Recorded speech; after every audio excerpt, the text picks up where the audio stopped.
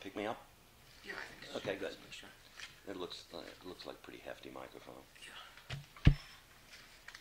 So I went to rehearsal the other day. I watched it for Oh, yes? a couple of hours. Yeah. You've seen more than I have then. Well, I was going to say, how can you bear to tear yourself away? Oh, so I couldn't stay in New York. I couldn't be in New York. I would have had to stay at a hotel all last week. So, but now I'm back in. So I'll go to the Sitzprobe on Tuesday, and if they have it, they may have a run through over the weekend. If they do, then I'll probably go to that. But otherwise, I won't see it put together till the dress rehearsal. Do you usually sit in on most rehearsals here? No, usually what happens is I go for the first day. This is whether it's a new show or a revival, it doesn't matter.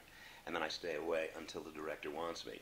If it's a new show, usually the director said after the first act's been put on its feet, which usually takes a couple of weeks.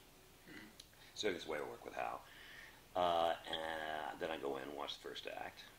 Then I go home until the second act's put on its feet, and I watch the second act. And then at the first sort of run through, there's not much, unless you're rewriting, there's not much you can do, and most directors don't want somebody around. In the case of Scott, I think he would have been happy to have me around, but there's no point. I mean, what am I going to do? I spent a day working with the actors, going through all the songs, and that's all I need to do. I mean, that's all I'm good for, is to do that, which I did, and I always do with every show.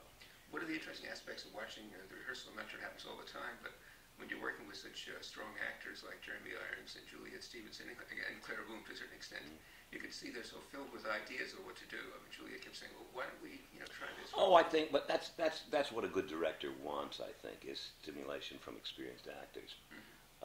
I think the only time it gets annoying is when the actors are inexperienced and they just want to, Yeah, no, they really knew what they were doing. Yeah, but these are pros. They know, they know not only technically what they're doing, but they also understand what it is to, play a character. And I think just hearing the reading was fun because I'd never heard it read that way before, and with actors of such elegant high style. So that was fun.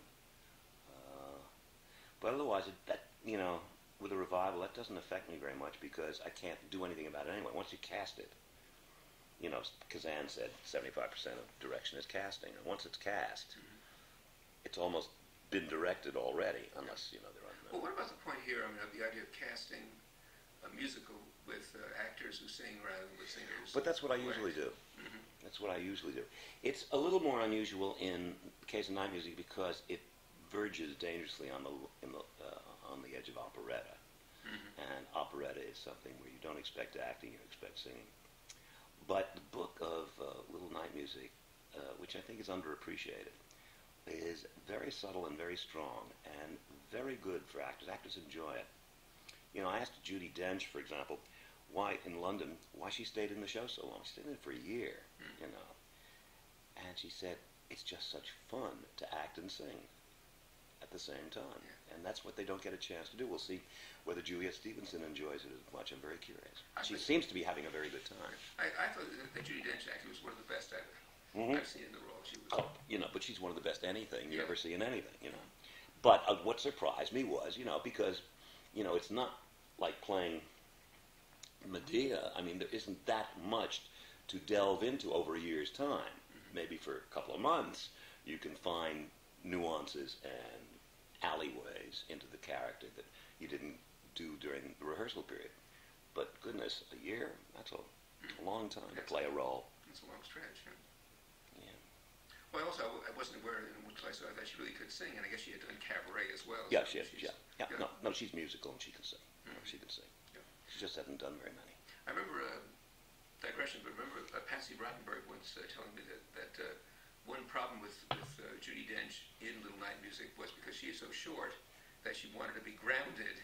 And finally, Patsy hit upon the idea of leaning up against the backboard of the bed, I guess. Oh, that's interesting. Because she couldn't get her feet to the floor if she sat on. Oh, that's interesting. Had you heard that before? No, I hadn't. But what I thought you were going to say is Shawn Maas had his choice. The director had his choice of presenting it either in the Littleton or the Olivier. Now it's a chamber piece, but he chose the Olivier. That was his choice, not National's. I asked him why. He said, well, it was more of a challenge, which is, you know, a sort of perverted reason, but that's what he wanted to do.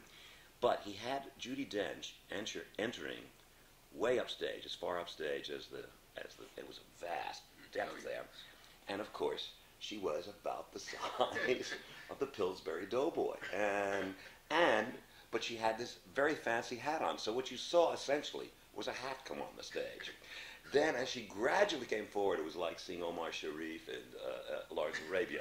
You gradually realized it was a person, and then it's a person, and it's Judy Dench. It was probably funny. But she really she was wonderful. And she had a great time doing it. People enjoy doing this show.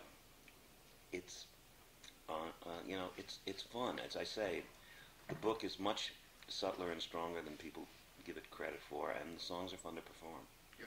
I actually read, after seeing rehearsal, I read the play. Mm-hmm. And it seems to me one of the most fully integrated musicals. It is. I mean, you almost can't tell the difference between the lyrics and No, it flows. It's that cliche word. It's quite seamless. It's quite seamless. I think we all underestimated it at the time. Well, I would say now over the years, I may be wrong about this, it seems to me that you yourself have underestimated it. And I think Scott Ellis, we had a very brief chat. This may be a slight misrepresentation of what he said, but he seemed to think that you thought, at least at one point, that the show was kind of fluff compared to some of the others, that it was lighter than the others. What he's talking about is the fact that the idea of doing the Bergman movie was mine. And what I liked about it was its darkness. It came about because Hal and I had wanted to do Ring Round the Moon, or Invitation to the Chateau. And I knew he has that dark edge, and that's one of the things that appealed to us about doing it.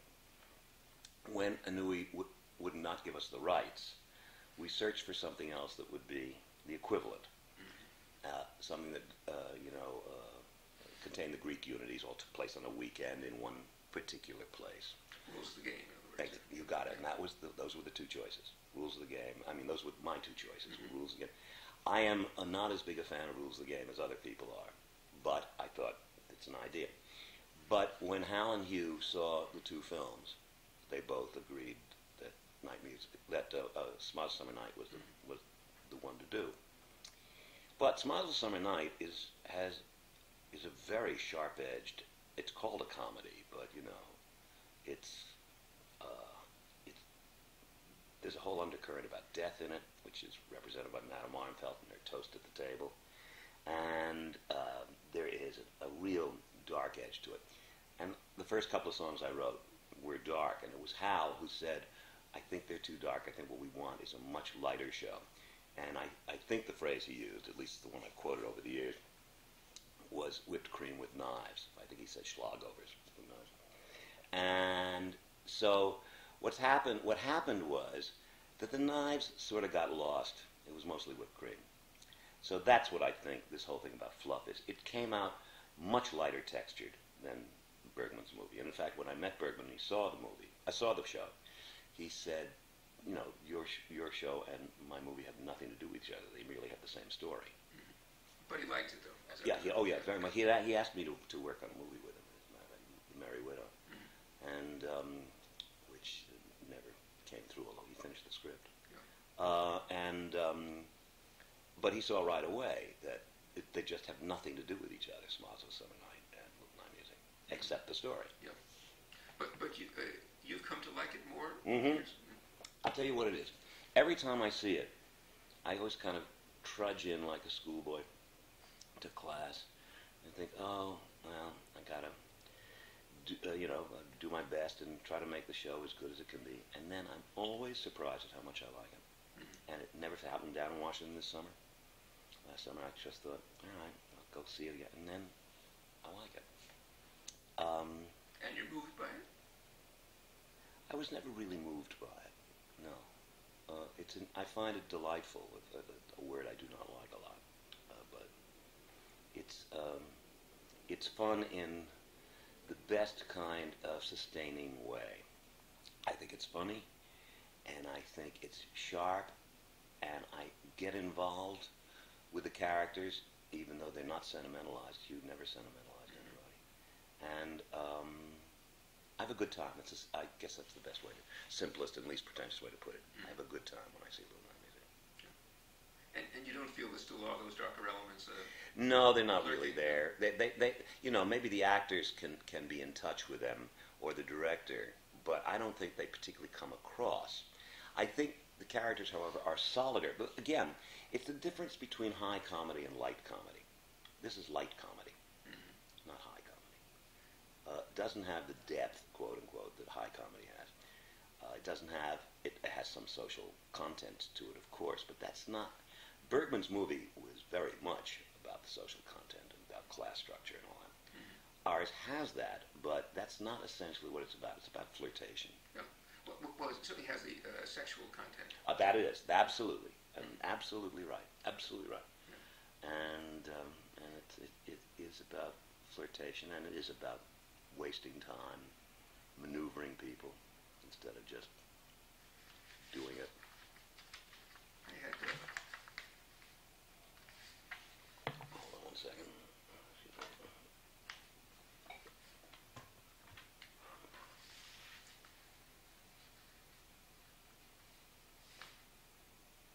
All right, would you bring me another glass of wine? Thanks. You want anything to drink of any sort? Coffee or water or anything like that? Water, yeah, sure. Okay. Sorry. You like sparkling or? Just regular. Okay. And a glass of regular water for Mel. I hate to quote myself, but I was just checking. Oh, come on, you'll have to quote what I said. There's a line here I thought had a certain accuracy to it. This is when you write this? It was in reference to sort of all the shows, I guess. Oh. I said it was comparing to how various people handle love on stage. I said with you, it was more often love is an interrupted malady. Oh, goodness gracious. But I thought that was kind of interesting. and it wasn't a mistype either. I mean, a gritty pearl is like a malady. Interrupted malady. Well, certainly love plays in it. Is the important element. Well, yes, it is love. Yes, it is about love. But it's also, as I say, it's very much about flirtation. It's about manipulating people. That's another thing it's about. Okay. And Desiree is manipulating. Sure. Yeah. She arranges the weekend. She's the big manipulator. Yeah. And the original intention, as you probably know, that I wanted, but that Hugh couldn't or wouldn't write, was that the show was to be a series of variations in which it begins with everybody arriving at the weekend, and the old lady keeps playing cards, but she's sort of a Norn-like figure the way she was in the movie. And so she deals the hand, and everybody arrives, but everybody falls in love with her, gets attracted to the wrong people, because as far as Desiree is concerned, let's say, Charlotte gets involved with, Henrik, and the Count gets involved with the maid or something like that. So everything doesn't work out, so Desiree stops it all, because what she wanted to do was get everybody paired up properly so she would have Frederick left. And the old lady then deals out the cards again, and this time they all arrive at the weekend again, and everybody does pair off properly, except Henrik actually does commit suicide. So she deals the cards again, or gets her mother to deal the cards again, and this time everything works out fine, except at the end she's left alone with Frederick, and Frederick starts to put on his gloves and leave, because the idea being that you cannot manipulate. You can get yourself alone with somebody, but that doesn't make them. Thanks, Stephen. And what it was the first variation was a farce, and the second was a melodrama, and the third one was romance, which is essentially what. But Hugh couldn't sort of get with that. He tried to write it, and he couldn't. So he wrote it much more straightforwardly, and it's all romance now. The other sounds like a good show that I have not seen. Yes, no, I know. I still want to do a theme and variations musical. One day I will. Could you talk in more detail about the actual invention, the creation of the musical? Now, it opened, in 73, so it was 72 when you were working on it, mostly. And when you went into rehearsal, like, not all the songs were written, I mean, obviously. I think 9 songs were written in rehearsal. I think 4. I'm trying to remember. What was it? Weekend in the Country I wrote during rehearsals. Send the Clowns I wrote during rehearsals. It Would Have Been Wonderful I wrote during rehearsals.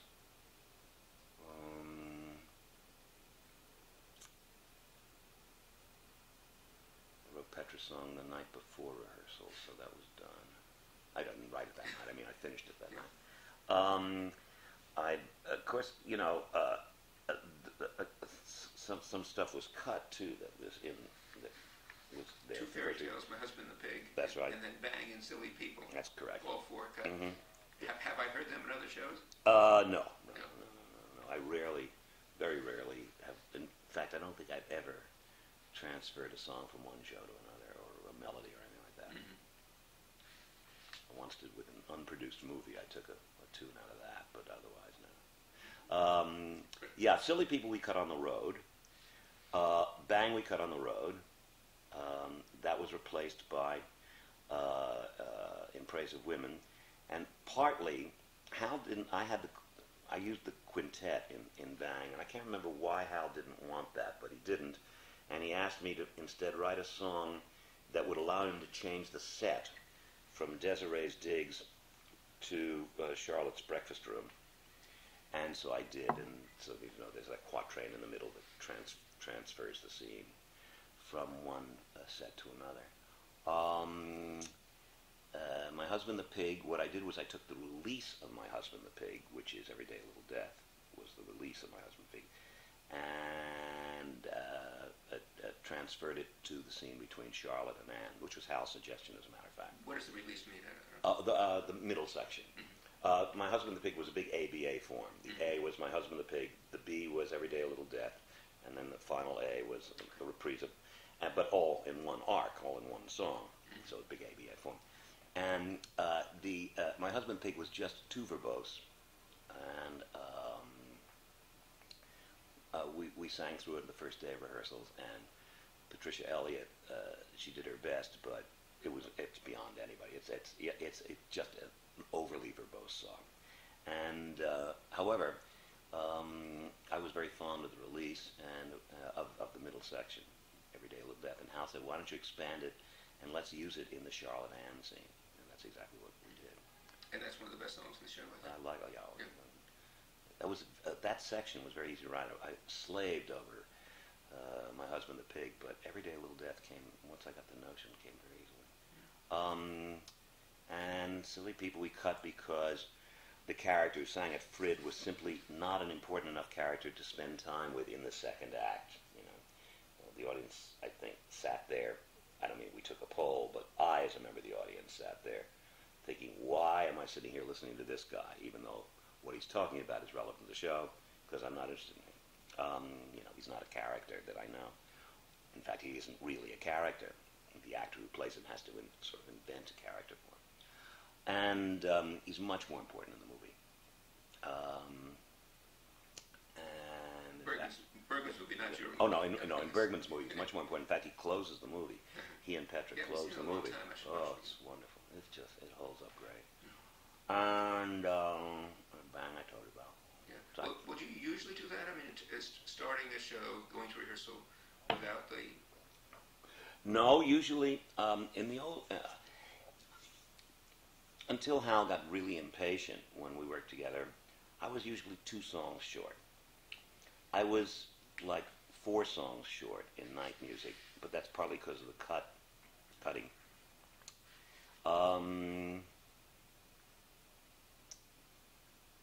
And with Lapine, maybe 1 or 2 songs short. Maybe not even that. But here it sounds like really some of the very best songs in the show came after. Well, yeah, it was... It's not about best, it's the operative songs. Well, but for example, with Send in the Clowns, I had begun a song for Frederick because to my ear and eye, that scene in the second act is Frederick's scene, not Desiree's. Frederick's the antagonist. And so I thought it should be a song for him, and I started to write a song, and Hal called me during rehearsals and said, I think, and also I assumed, when we cast Desiree in the original production, since she has to be glamorous and sexy and be able to play light comedy and really act, we couldn't expect that we would be able to cast somebody who could sing really well. So the vocal burden of the show is on the shoulders of the other people. Mostly, she and Madame Armfeldt are the two characters who do not have a big vocal burden. And then we cast Glynis, who had a small but very clear, crystal, and delicious voice. And so Hal said, I wish we could find something for her in the second act. Because all I had written was Glamorous Life, which is a patter song, and You Must Be My Wife, in which she has sort of punchlines, but it's Frederick's song. So there wasn't much for her to sing. And Hal said, maybe we can find something in the second act. I said, I don't know where, but if you come up with an idea, let me know. So he called me one day from rehearsals, and he said, I think the scene in the bedroom could be a song for her instead of a song for him. So I went down and saw the way Hal had directed it, and in fact, he had directed it so that, though she wasn't the antagonist, it was her, in a sense, her scene, even though Frederick has a long speech in it. And so I wrote Seven of the Clowns, which gave Glynis something to sing in the second act. You once said, one day after seeing Glynis perform her second act scene with Leonard in a different way, I got an idea, went home, and that night was... Well, yeah, but it was watching Hal, the way Hal directed it. It was that different way as watching... Watching what Hal did with it, Hal did. It wasn't something that she did that made you... No, well, it's something... It's something that she did, or it's not something that she did. It's what the way, the emphasis, where how Hal weighted the scene. It's interesting because he staged it with her. She never gets off the bed. Frederick does, but she doesn't. And it's very interesting. She becomes a kind of anchor. It's very interesting. So you think of Judy Dench sitting on that bed. Yeah. Anchoring, right? But Glynis sat on bed too. It's exactly the same thing. And in a red dress. That's the one thing that stayed true to in every production that I've seen, is Desiree sits on the bed, she never gets off, and she wears a red dress. Okay. All right. So you go home. You want to write a song for her. Oh, yes. Well, this is something I've said in other interviews, but if you want to print it, fine. I knew that, Glynis had a lovely, crystal, not big voice, and was very musical, but sustaining notes was not her thing. So I wanted to write a song which would have short phrases. And short phrases immediately suggests questions. So I wrote a song full of questions. Or at least it begins that way. And the other thing was that I thought, all right, if she's going to sing, what is her kind of reference vocabulary going to be? And since she's an actress, I thought it's theatrical ideas. So most of the images in the song are theatrical. And Clowns, of course, is a circus idea, but it's still a performer's idea. Performer's image, I should say, not idea. Did you consider any other image besides clowns before you used clowns? I don't remember. I really don't remember. I just, what I was aware of is essentially, now that I come to think of it, and I articulated it before just now, is that one of the points that Bergman makes in the movie, through the characters of Frid and Petra, and in fact why I wrote Silly People, is exactly the title of the song, Silly People, meaning fools. Mm-hmm. Well, a synonym for fools is clowns. So I suspect that's how it came about. Yeah. That I knew I was writing a song in which Desiree said, aren't we foolish? Or aren't we fools? Yeah. Which is the theme of the whole show from the very first, Absolutely. First scene with, Absolutely. With the old lady even talking about, as she says something like 3 kinds of fools, or 3 Yeah, that's also true. That's absolutely right. Yeah. And the song could have, as I think of it now, could have been called Send in the Fools, except it's not a phrase like Send in the Clowns. Send in the Fools doesn't...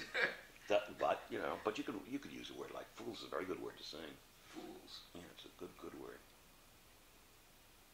Suddenly sounds like, I know, Beckett always favored the word spool in perhaps Really? his take. He loved the sound of that. Spool one, fool. Mm-hmm. I suppose that's because he's speaking it rather than that's right. No, but singing it. one falls in love with words, specific sound. Did you know as you wrote Send the Clowns that this was something was Oh no! In fact, I sort of denigrated it when I brought it into Hal. I said, "Look, this is a. I'm not going to mention the composer's name, but this is a so-and-so song, and what I mentioned was a composer who wrote cabaret songs, and maybe it was a real nightclub song. I thought it was fine. And incidentally, it was not a hit for 2 years. In fact, the only person who was interested in it was Bobby Short, who heard it in Boston and said, I remember I was at a restaurant in a hotel, and he was stopped by, and he said, "Can I use that song in my act?" And I said, "Absolutely." And that was it. But then Judy Collins took it up for some reason, and so she heard it and liked it, I guess. And Frank Sinatra took it up from her. I think he heard it from her recording. I'm not quite clear how. And then it became a hit. But no, for 2 years it wasn't. It was, it's a small song. I mean, it's short and a chorus and a half. Never reprised. Oh, I'm sorry, that's not true. It's reprised at the climax. It's. I have no idea. Some people argue over the meaning of the song. I don't still. I haven't had it for about a year, but I still have occasionally over the years gotten letters from people saying, "What does it mean?" Frank Sinatra, who wrote an article in Life magazine.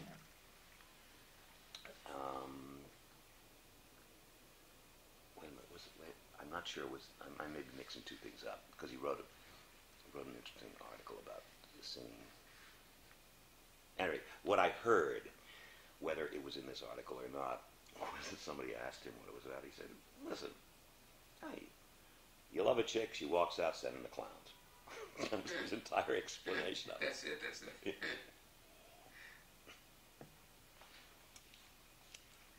Alan Lerner said it's the best and most memorable song he has ever written, Sending the Clowns.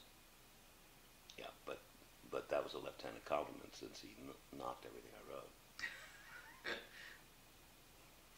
What I think he may have said is the only song that he liked about it, but he knocked everything. This is the whole sentence was, the entire score is written in variations of three-quarter time, besides the usual lyrical string of Sondheim pearls. Mm-hmm. That sounds pretty... That's pretty good. That's pretty good. There appeared in the second act the best and most memorable song he has ever written, Sending the Clowns, which sounds like an act of envy, I would say. All right, well, that's not. That would be nice. Wouldn't be pretty to think so. Of course, that's another thing. The score is not written in three-quarter time. What about that? It's nonsense. It's written in variations of three, but there are variations of three, like where you get 12/8, which essentially comes out 4. It's 4 beats, except each one is subdivided into 3. So there is a triplet motion throughout the show, but it ain't in three-quarter time. And for those who care, I deliberately kept in something from the very first song I wrote, one of the ones that Hal said he really, wished I would write something else. There is a very short passage in 4/4, and I always challenge my musician friends to pick it out if they care. But it's what it is. It's variations of triple time, because and it allows for things like it gives the score flavor. That's why I did it. It's partly obviously the puzzle aspect of it that intrigued me. And, when I got the notion of writing it in triplet times, different triplet meters, different meters of 3, 6, 9, and 12. It allowed for mazurkas, polonaises, waltzes, gallops, all kinds of things that you can write in variations of 3. Variations of 3 meaning what? Could you just... Well, sure, you can go 1, 2, 3, 1, 2, 3, or you can go 1, 2, 3, 1, 2, 3, 1, 2, 3. A weekend in the country, 1, 2, 3, 1, 2, 3, 1, 2, 3, 1, 2, 3, 1, 2, 3. It's just different things. Or the polonais, ba-dum-bum-bum, 1, 2, 3, boom, ba-dum-bum-bum, da-da-bum-bum. That's polonaises in 3. There are various musical forms, quite a lot of them, that are in variations of 3, or 6, or 9, or 12. But when you get into 6/8, meaning 6/8 notes to the bar, or 12/8 notes, you instinctively, not instinctively, you essentially what you're doing is it's in 2 beats or 4 beats, but each beat is subdivided into 3. So that when you're going 1, 2, 3, 4, 5, 6, 1, 2, 3, 4, you're going 1, 2, 1, 2. It's just each one of those is divided into 1, 2, 3, 1, 2, 3, 1, 2, 3. But essentially the beat is yumpa da da da da da da da da da da da da da. 1, 2, 3, 4. It's really in 4, except it's in 12. So it's just a way of keeping the triplet stuff going, but it's not written in 3/4 time. That would be extremely boring if you wrote a whole show in 3/4 time. When you speak of the puzzle elements in the score, I'm just talking about the idea. I thought, all right, wouldn't it be fun to write everything in terms of 3s and use polonaises and mazurkas and all that sort of thing? Wouldn't that be fun? And it would help unify the score because there would always be this beat. I also happen to love waltzes. I just love actual 3/4 stuff. I thought, and in fact, the first thing I wrote for when we hoped to get the rights to Ring Around the Moon, I wrote a big French waltz, Revel kind of waltz. And a little section of that is still in the show in the opening waltz. And it's not the main theme, the so-called night music theme, but it's the interlude in the opening waltz is what I wrote, one of the things I wrote for the Annui piece. And but I love French waltzes, and even though this show takes place in Sweden, I thought it would be nice to have a combination of French and German waltzes. The quintet, for example, the singing quintet, is a sort of homage to the Brahms Liebeslieder waltzes, because originally the show in my head originally was going to be told through Frederica's eyes, and she was seated at her piano, and she somehow conjured up these singers who would stand around the piano and sing comments on the songs or interludes or something like that, exactly the way Brahms does with the piano and singers in the Liebeslieder waltzes. And so the notion of waltzes seemed to me inherent in the piece. If you look at the movie, it doesn't suggest a waltz at all. If it suggests anything, it suggests marches. It's very kind of angular and forceful and with sharp edges, shards. But when Hal said, let's make this more light, make it lighter, then it occurred to me to make it all in these waltz or waltz-like or 3, 6, 9, and 12 rhythms. Well, part of that, as I remember, you seemed to have some hesitation at first because of doing this Swedish environment, but you felt, or Hal felt the idea that it would be more Russian or French or whatever. Oh, I didn't know that. No. I don't remember that. Yeah. I don't remember this. No, I mean, certainly we never had any serious discussions about placing it anywhere else. Mm-hmm. When it was done as a movie, it was placed in Vienna, but that's because it was Austrian money was behind them, or if not Austrian money, it was to be shot in Vienna, so, and all the names were changed to German variations on Henrik and things like that. But, no, I don't remember any serious conversations with Hal or Hugh about transferring it to any place but Sweden. Yeah. No, what I know is I did read that there's a certain discomfort about dealing with Sweden, particularly in terms of language and really. Yeah.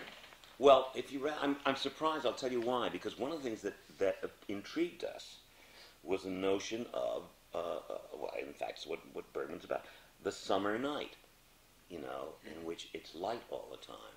So it's always the promise of sex, but it never quite gets there because the sun doesn't set around June 21st. I remember being in Sweden, in fact, on Midsummer's Eve, and we were up until 11 or 12 o'clock eating shrimp. Exactly. It's not about let's go to bed, darling. It's about let's go dancing or let's have a meal, and then suddenly it's dawn. Excuse me. And Hal had devised, at the moment we could never use, one moment in the second act when suddenly everything would go dark, stars would shine for exactly 4 seconds, and then the dawn would come up. So I did that in a song instead, in the waltzes, the opening and second act. But Hal had this notion, and it would have been wonderful. And I don't know why we never did it. I guess we never found the moment. You'd have to ask him. But it would have been wonderful to have suddenly night come for exactly 4 seconds.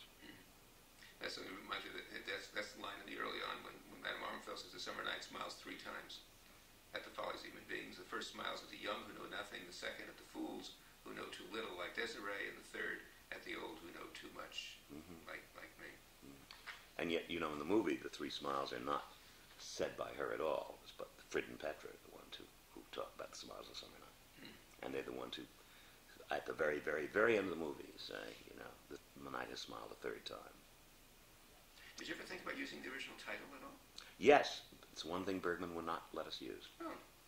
He said, you can have everything, but you cannot have the title.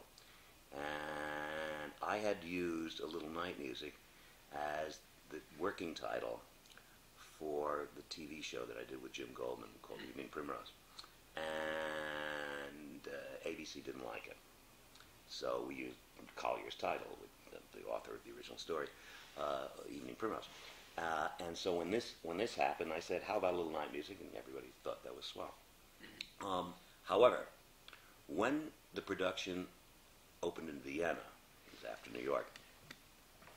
You okay? Yeah, that's right. When the production opened in Vienna, of course, it would have had to have been called Eine kleine Nachtmusik. There might have been some confusion. And there was a little confusion, so we wrote Bergman. He said, okay, this one time.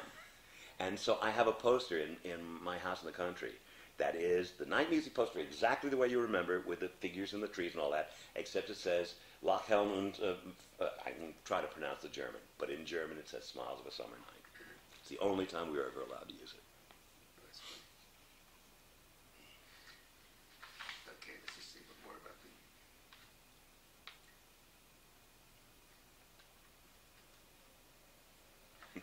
Yeah, what about the notion, seems to me, and again, this is from reading what you said before about the show, that you have always preferred it on a proscenium stage. The difference between doing it on a proscenium and to read it. Well, it's such a chamber.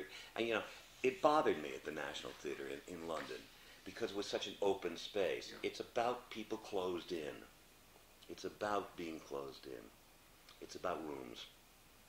And what I loved about what Hal and Boris designed was it was about rooms, but it was still about the open space. So you didn't feel confined in the audience. And yet, if you remember, there were birch trees on these panels throughout the entire show, except that you were in a living room, or a drawing room, or a bedroom. Because except for going to the mansion like a Weekend in the Country, which essentially is in limbo, because it's supposed to be a lot of little rooms. But the only time you were ever really outdoors was when you got to the mansion. But the whole first act is an indoor act. All the scenes are indoors. And yet you didn't get that sense of, a wagon coming on and then a little set here and then a little set there and a little set there, which would have been confining and boring and I think dull. And they designed this thing that you were always aware of the trees all the way through with these panels. I don't know if you remember the production, but it was all about panels going sideways. And because it's an indoor musical, so to me it is an echt proscenium arch musical. And as soon as you don't have that invisible fourth wall, it's opened out, and I think that's fine for some shows and even some straight plays. But it seems wrong for a Little Night Music.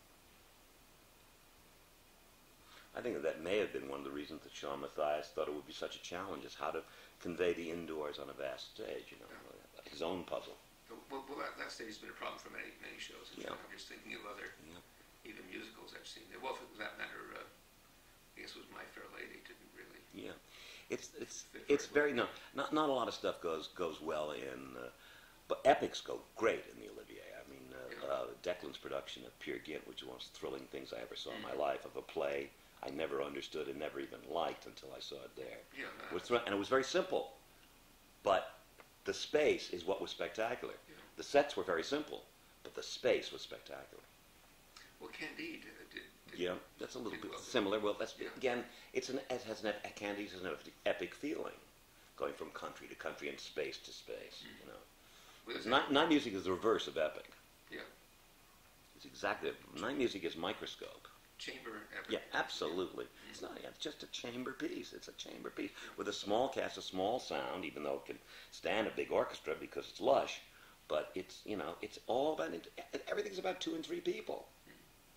What's the smallest night music you've seen on a really tiny stage? I guess I saw an Equity Library Theater production with 9 people.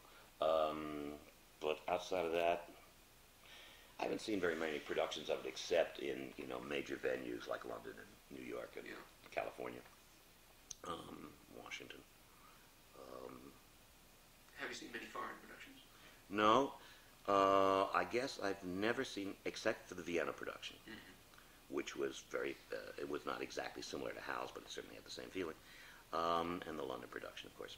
But no, I've never seen it in any other country. My shows don't get done an awful lot in Europe because they're very verbal. I think that's one of the reasons, anyway. They're very verbal, and translation means a lot, But there was apparently a quite successful Catalan production 2 years ago. And the reason I know about it is I saw this same company's production of Sweeney Todd about 6 years ago, and it was thrilling. But no, I don't think I've seen any other. My guess would be that Sweeney Todd actually would. Sweeney Todd works very well. Yeah, and that's done quite a lot in both opera houses and big public venues. No, when I think that I've seen it both at the a huge stage in London and then up the York when you did that small. What they call Teeny Todd. Yeah. Teeny Todd. That really works wherever it's done, and at opera houses, I guess. Well, in fact, that would seem to be more logical for an opera house to do. Night music is still Well, night music can work in an opera house because it's an operetta. That's why it can be done at City Opera. I mean, I would not like to see night music done at the Met, but City Opera can handle operetta. Night music could be done at the ENO, at the Coliseum, but not at Covent Garden. But you wouldn't turn it down if they wanted to do it. No, that's not the point. The point is, it wouldn't sit well there. Yeah. It just wouldn't. But it might sit well, Pacific Overtures were done at ENO. No, it's an operetta.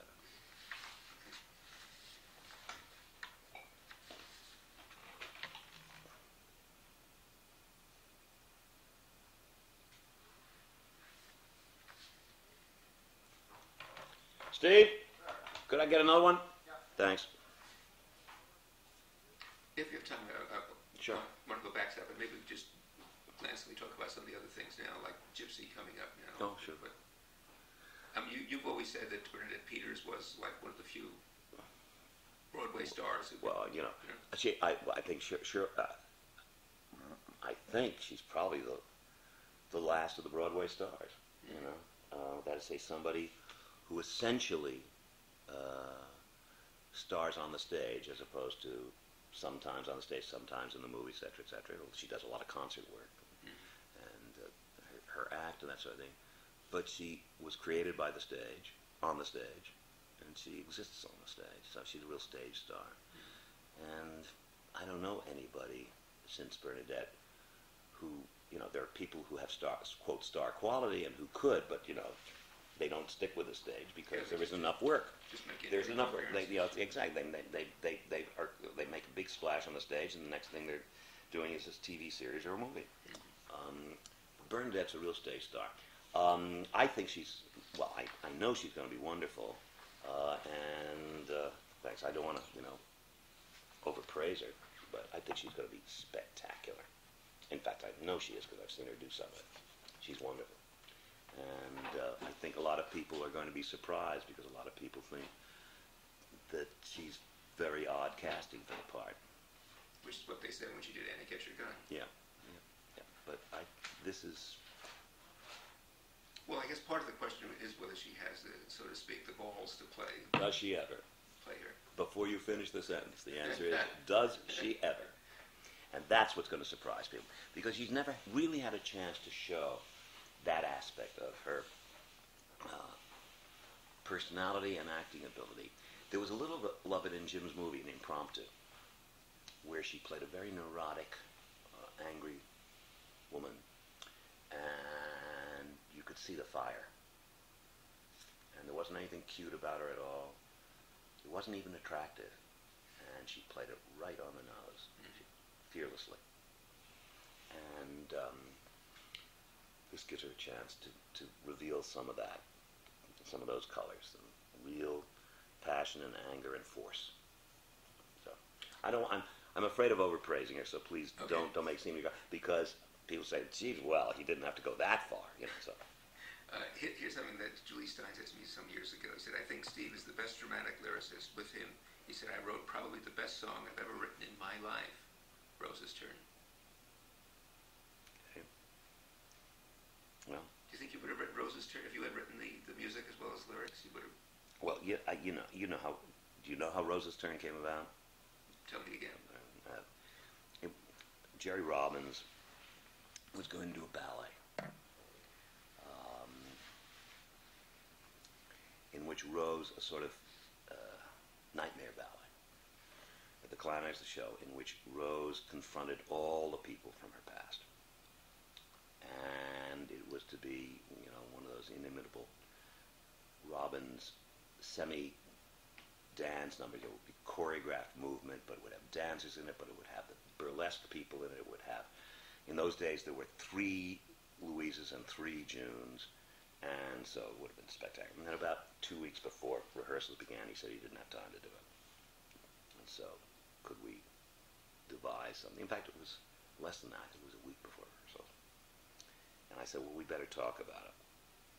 So about a week into rehearsal, we arranged to meet, the 3 of us, Julie and me and Jerry. But Julie had a date. So he said, can we do it another time? So at the end of rehearsal, I stayed with Jerry. And it was for somebody who was in those days as starstruck as I.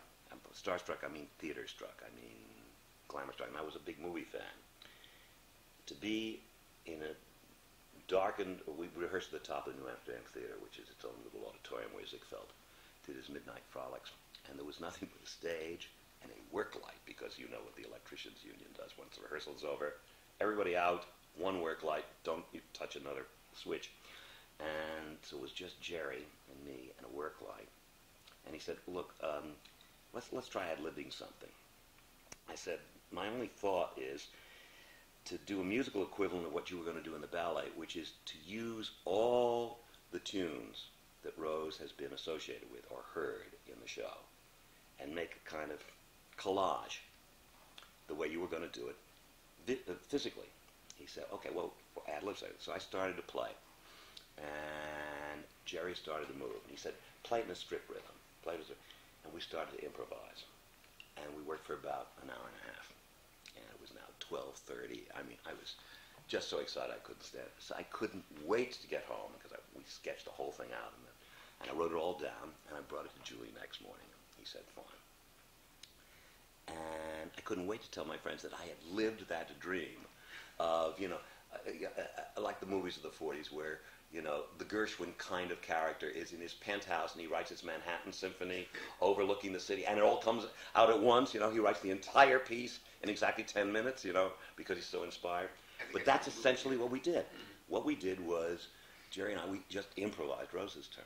And I essentially wrote the lyric before giving Julie with all the sketches of the various tunes, and utilizing all the songs that he'd written, or all the songs that we'd written, all the tunes. And one of the reasons, for example, that Mama's Talkin' Loud, that whole section that she does right before she breaks down, is that we had written a song called Mama's Talkin' Soft, which got cut in Philadelphia. But since I built everything on all the songs and made the structure out of it, I couldn't take that center section out, because it's what prepares her breakdown. And so even though we cut the song, I had to leave that in. But everything else in Rose's Turn is derived from songs that you've heard during the evening. Only the one section of Mama's Talkin' Loud, which is, obvious psychological twist on Mama's Talkin' Soft, only that section seems new because you haven't heard it before. But everything else you've heard before. Did Ethel Merman know what she was singing? I'll give you my Ethel Merman anecdote. Unfortunately, you won't be able to write it because it depends on the sound, but you'll want to write it because it's really good. So Jerry says, come on down and play it for Ethel. So Julie and I went down, and for some reason we did it in front of the cast, which I remember I was very, sort of nervous. And so we did it. When it was all over, Ethel said, well, it's sort of more like an aria than a song, isn't it? I said, well, you know, but it's made up of all the songs you sung all evening. And she said, yeah, but that, you know, that stuff where she stutters, where she goes, mama, I mean, is that on the upbeat or the downbeat? I said, well, you see, what it'll be is you do it differently each night. Milton, that's our conductor, Milton Rosenstock, he will just keep the vamp going, because what we've done is we've made a vamp, so you can go, one night you can go, mama, and the next night you can go, mama, and he'll just keep doing it. She said, but is it on the upbeat or the downbeat? So she was intimidated by it, but of course she got up there and she did it just great. The other thing was, I put an ending on it, which killed the applause deliberately, having her scream, for me, for me, for me. And instead of putting cadence, I said to Julie, let's just have high, screechy violins, maybe violin harmonics, because her mind is cracking. And just have her screaming, for me, and just the strings going like that at the end. There'll be a moment of silence, and then from the wings you'll hear, which is Louise applauding her. And so we did that. We got to Philadelphia, we did that. And Oscar came down to see it, Hammerstein. And I played the score for him. So he knew the show, but he'd not seen it. Actually, he'd only heard about 7 or 8 songs. And so Arthur and I were very curious as to what he would say. So Arthur and I went to dinner with him, and he said, well, there are 3 things, I think, that are important for you to fix. First, we were all eagerly listening, waiting for the great Panjandrum to tell us. He said, the doorknob in the kitchen scene, it keeps falling off the door. And I thought, what I need is a joke at this time, you know, because there was something wrong with the show. We didn't know exactly what it was. Something was wrong with the show. And I said, yeah. He said, and in the Chinese restaurant scene, you should end the scene with "You'll Never Get Away From Me." Don't put it in. What we had was we'd written the song in the middle of the scene, and there was more dialogue. He said, you really should end the scene with the song and need that punctuation. And he said, and then most important, he looked at me very carefully. He said, you have got to put an ending on Rose's Turn. I said, but he said, I know, it's everything I taught you.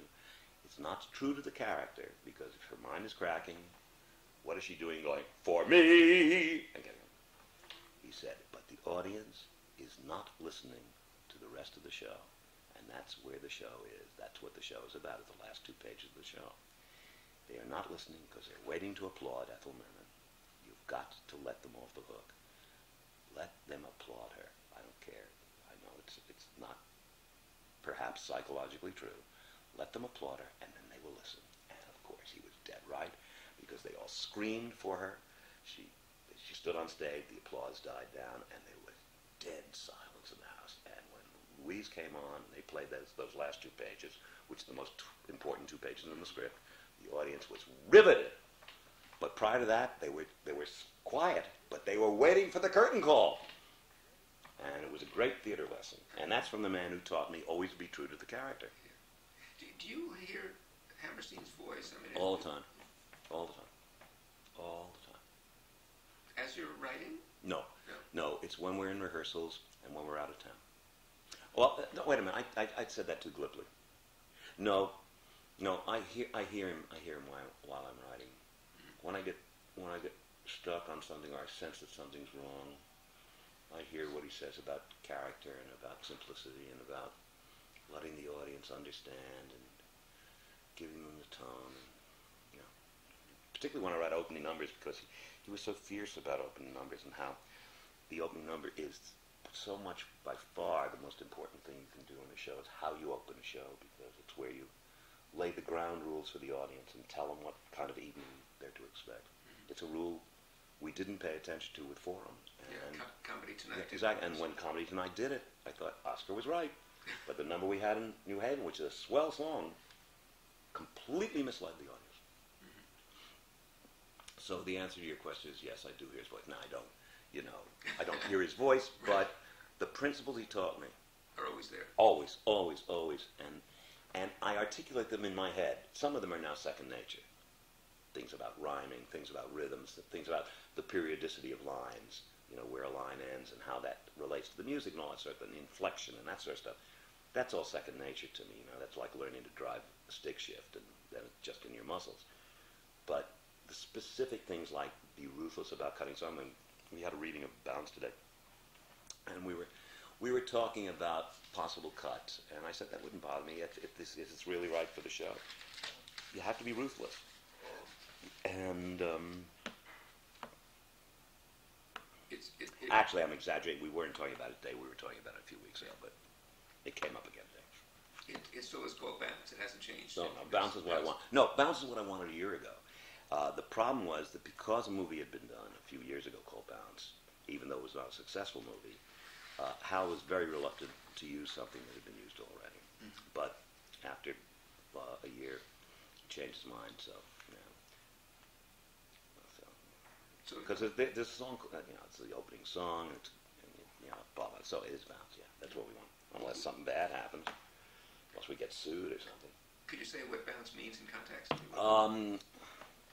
Oh gosh, it means so many things in the show. Rather than Wise Guys, or it's about Wise Guys. You see, they were different characters in those days. They were sort of two con men. They were kind of Hope and Crosby characters. The con aspect has been virtually removed from the show. Wilson was a con man, and Addison was in his own way a con man because he, as he used to say himself, he would fish for clients. He was an architect, as you know, and so there was a certain sucker aspect. And both of them sort of viewed the human race as suckers, particularly Wilson. That cynicism is no longer in the show. And it's been replaced, I wouldn't say replaced, but what the show now very much is about optimism and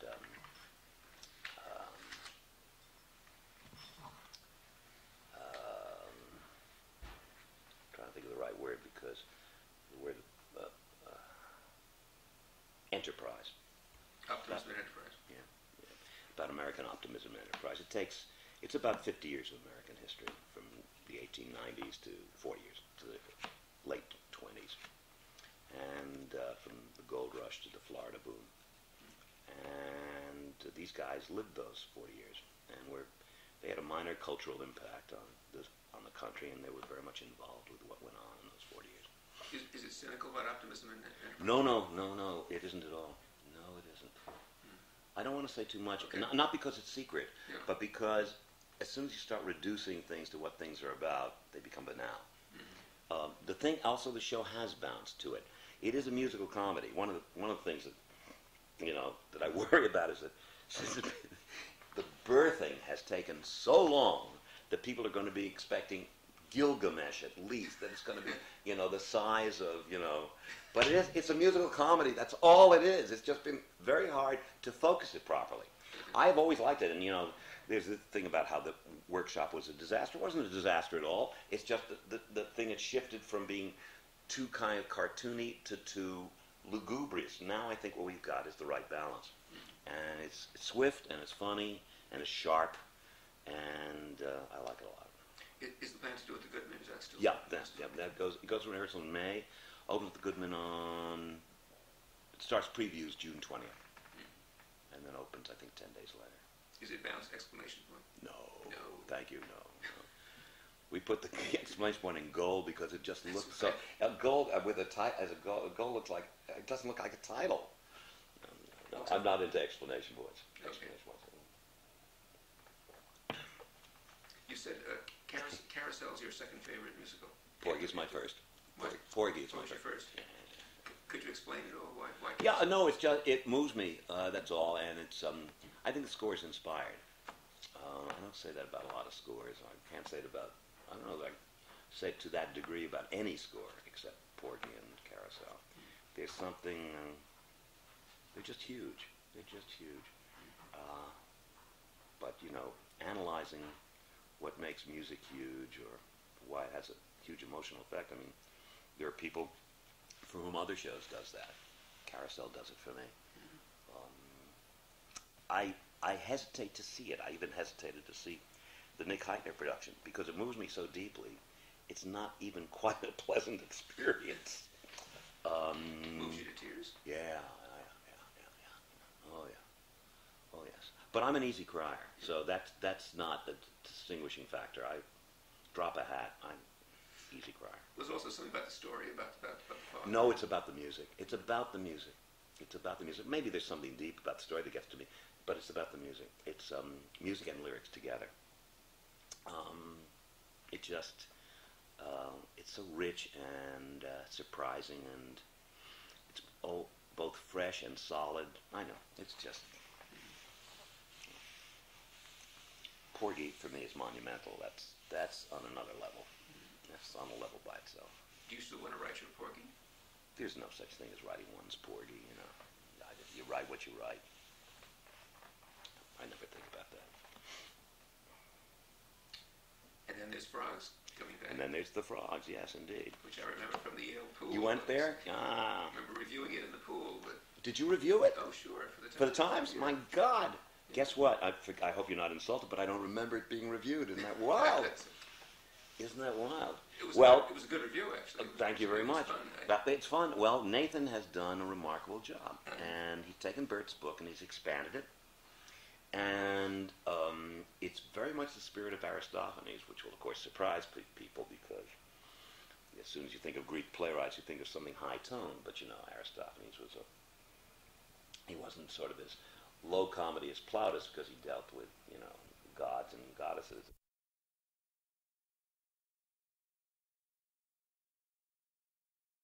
You know, politicians and generals of the time, and also artists, and you know, he was a topical satirist. And Nathan has maintained that, and Nathan's done a lot of research. In fact, he knows more about Aristophanes now than I do, and it's really funny and surprisingly. Moving is a big word, so I'll say touching. In the last 20 minutes. And it's not going to be done at the pool? No. It will not be done in the pool. It's been done on dry land a few times. It was designed for a pool, as you know, by Bert, but it's fun in a pool. But the pool, as you must remember, is only really useful for the trip to Hades. Yeah. Otherwise, it's all on dry land anyway. Have you done new songs for it? Mm-hmm. I've done one so far, and I'll do 4 or 5 more. Because in the version you saw, it was about an hour long. I don't think much more. Yeah. Now it's going to be a full-length evening. It may be in one act, but it's going to be a full-length evening. No, Susan has very distinct ideas how she wants to treat the frogs themselves. But it's fun and it's funny, and I was surprised. We had a reading a few weeks ago, and it was good. It was really fun. You're working more these days, though, on balance.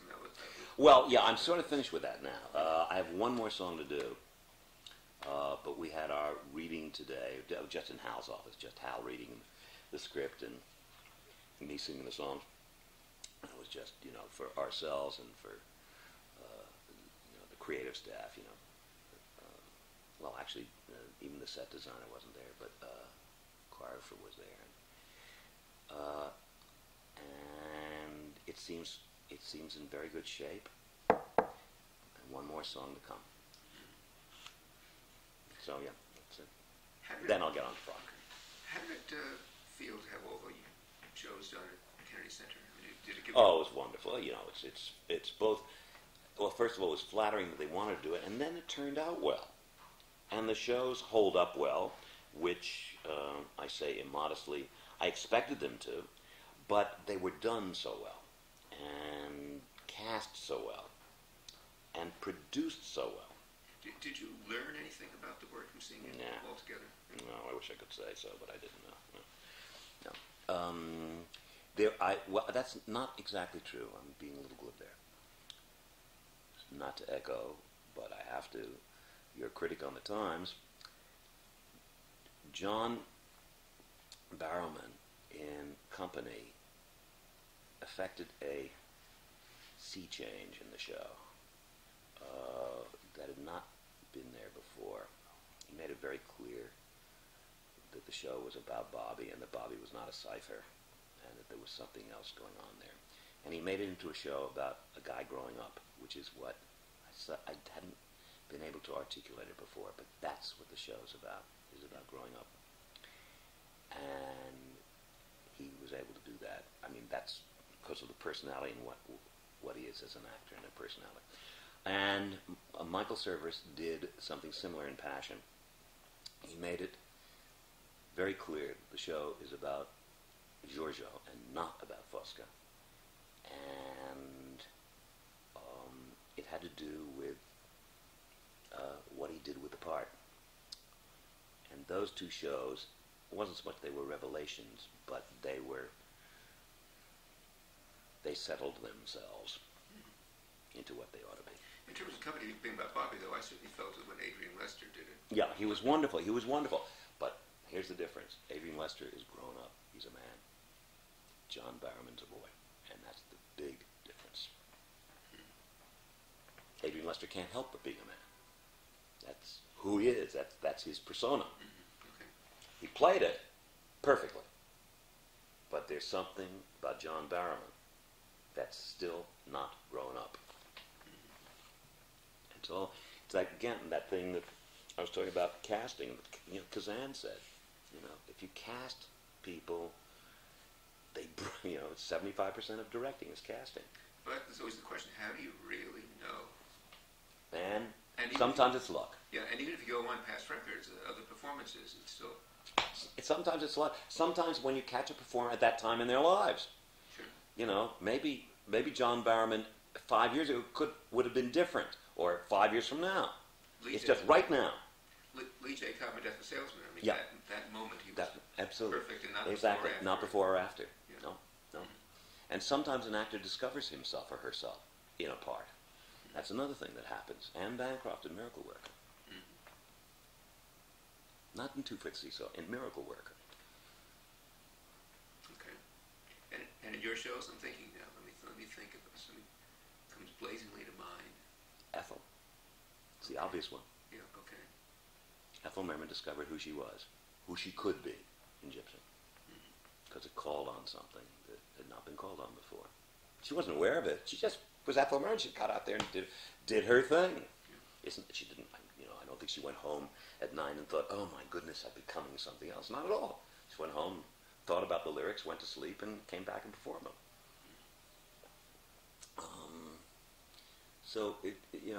Mandy and Sonny. Yeah, there's a good example. Except Mandy's so versatile. He can be so many things.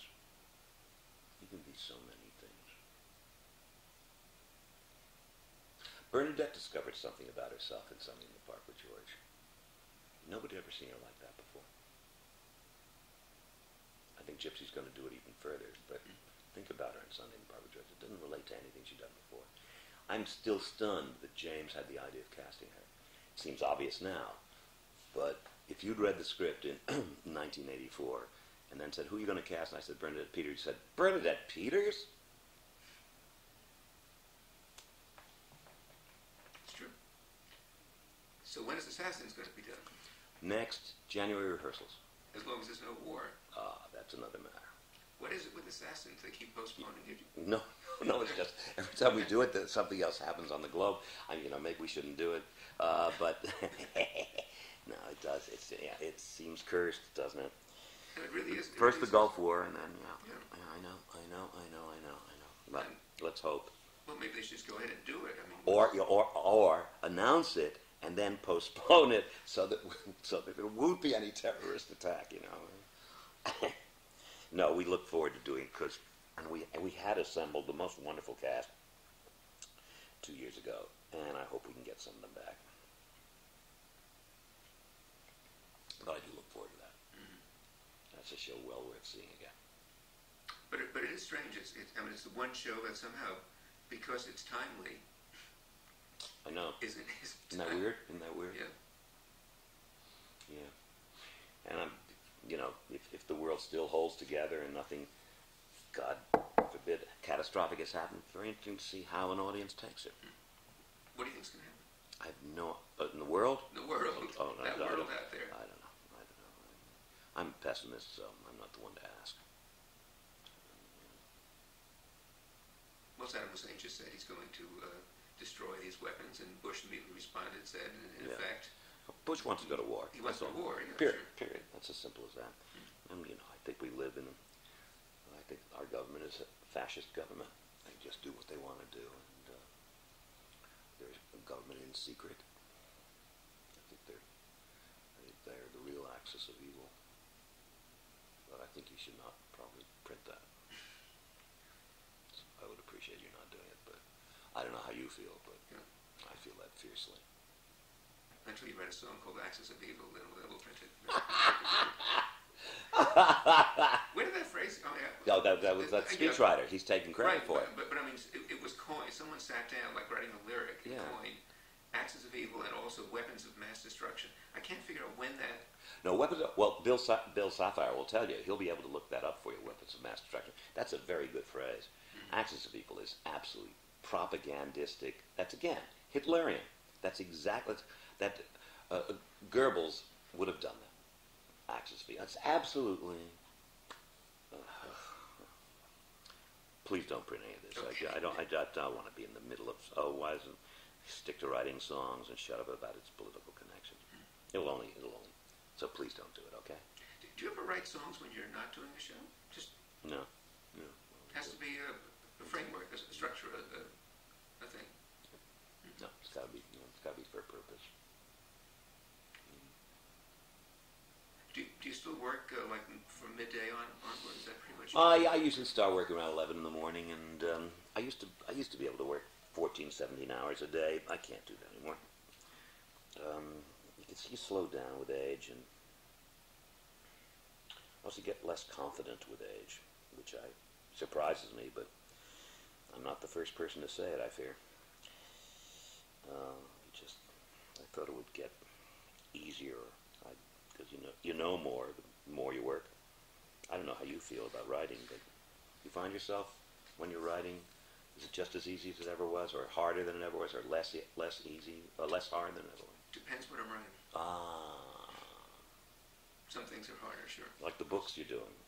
Yeah, well, conversation books. What are they easy or hard? They're rather easy, in fact. Because what you're doing is essentially editing. Yeah.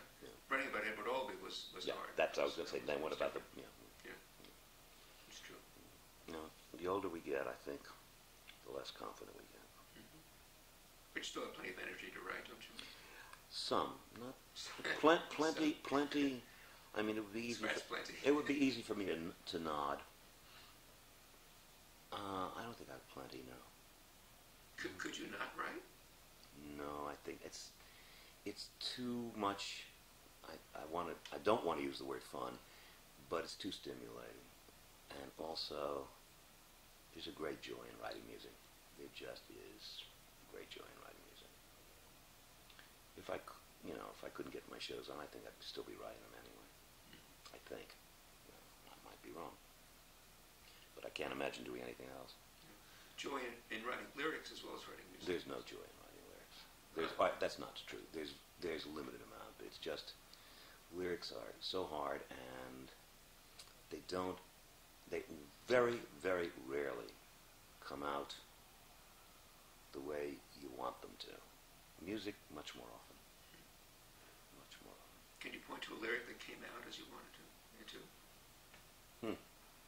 Oh, I bet I could. Yeah, there are a number of lyrics that I think are just right. There's one in Bounce called Isn't He Something? It's exactly what I wanted to say. And Someone in a Tree, Opening Doors.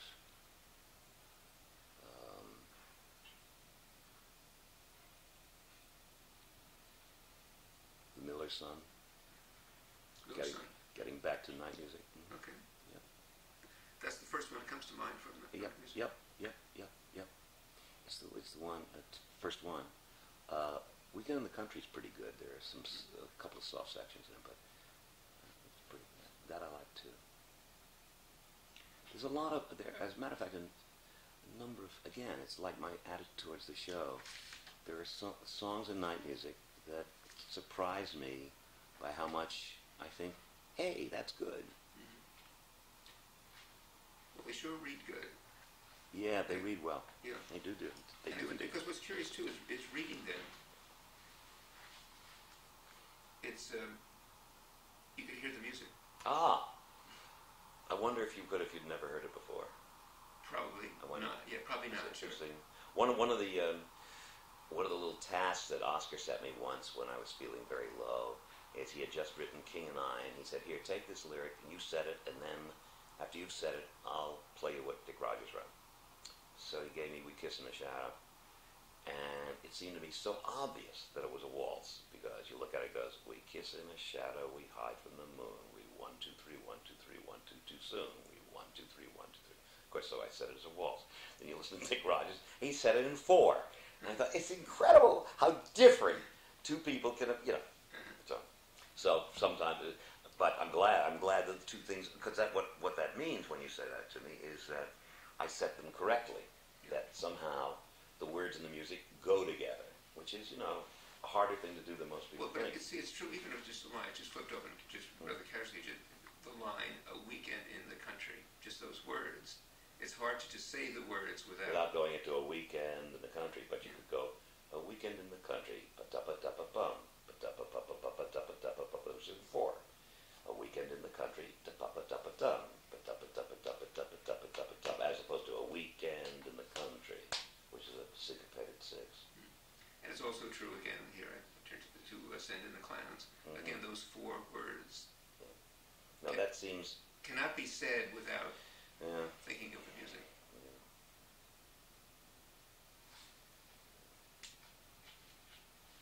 Isn't it rich? Are we apparently here at last on the ground? You admit air, Send in the Clowns. Easy to write, wasn't it? Actually, well, as you know, I wrote it in essentially 2 nights. I wanted to ask that. Did you write it? Yeah, that was 2 nights. Yeah. But again, there's partly a reason for that.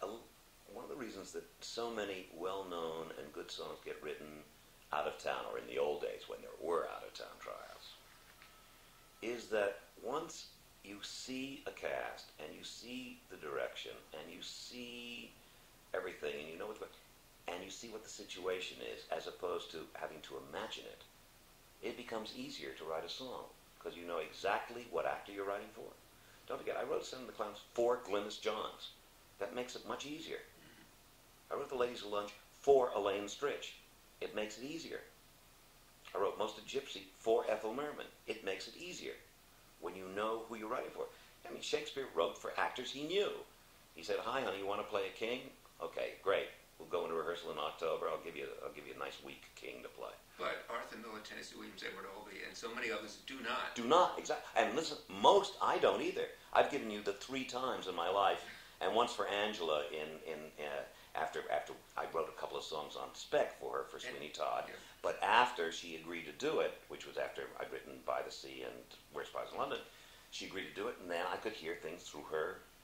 Once you know who you're writing for, it's huge. I mean, Brecht wrote for some actors that he knew, and certainly Shakespeare did. Yeah. It's great advantage. On the other hand, you don't get that advantage very often. But there's something to be said then about musical theater, and this is easy to say, but how it's a more collaborative form than playwriting as such. Because the playwright writes his play, and he may in fact change something once he sees it being rehearsed, but it's not the same thing as working on a musical. Oh yes, it is, because we're working on a musical, you don't know who you're writing for. You're collaborating with your librettist. If you're a songwriter, or with your lyricist if you're a composer. But you don't know who you're writing for. And we wrote Bounce without having any idea who the cast was going to be. The entire piece.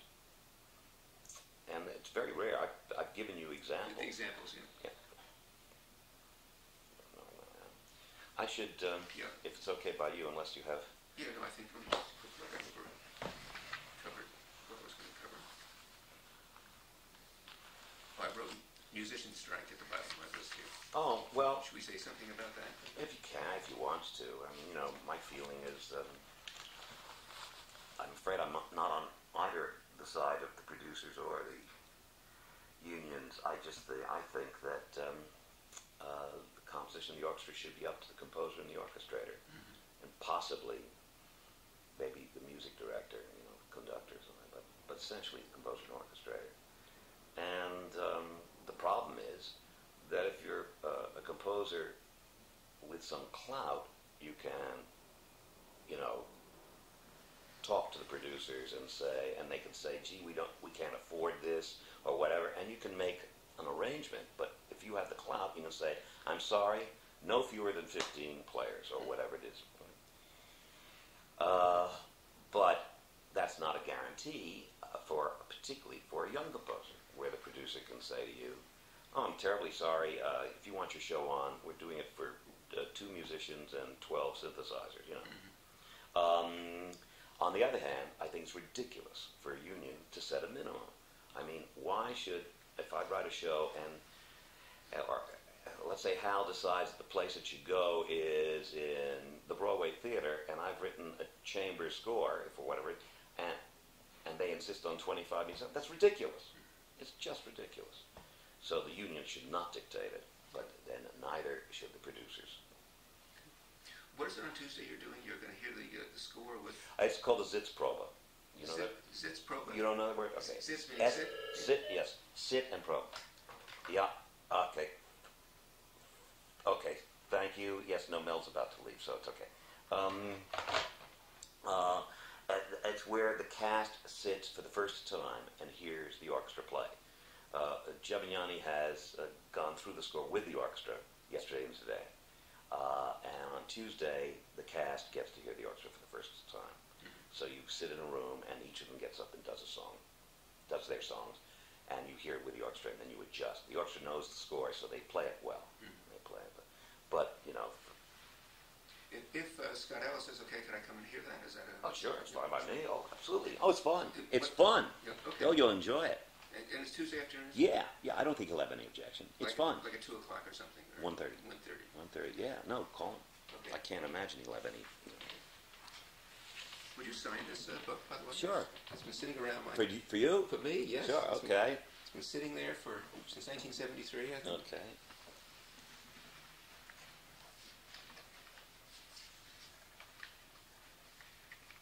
And it's a good read.